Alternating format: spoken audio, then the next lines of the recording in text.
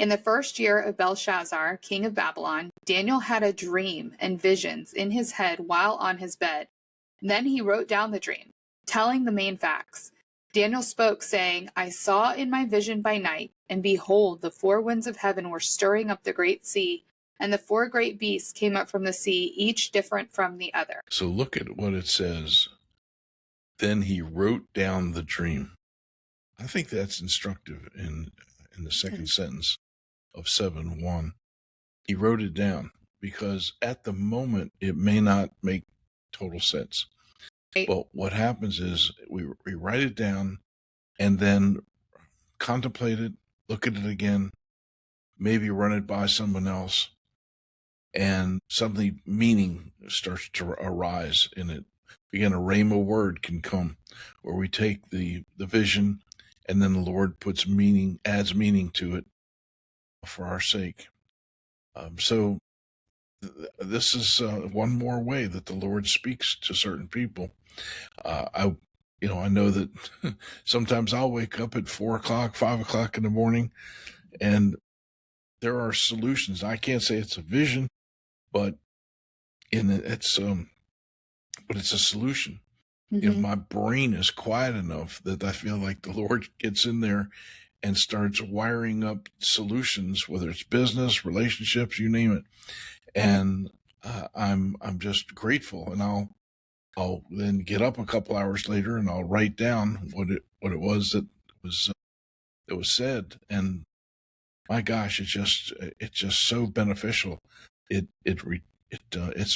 prospers in the thing for which it was sent, as we said a minute ago.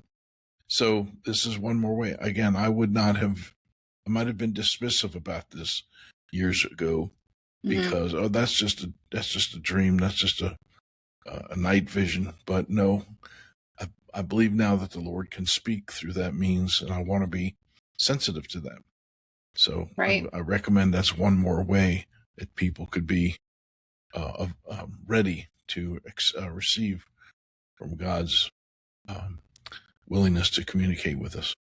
Yes, in Acts 2:17, it says, and it shall come to pass in the last days, says God, that I will pour out of my spirit on all flesh. Your sons and your daughters shall prophesy. Your young men shall see visions, and your old men shall dream dreams.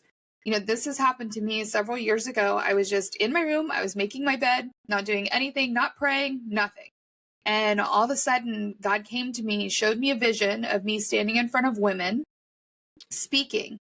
And he told me, quit your job, you're going into ministry.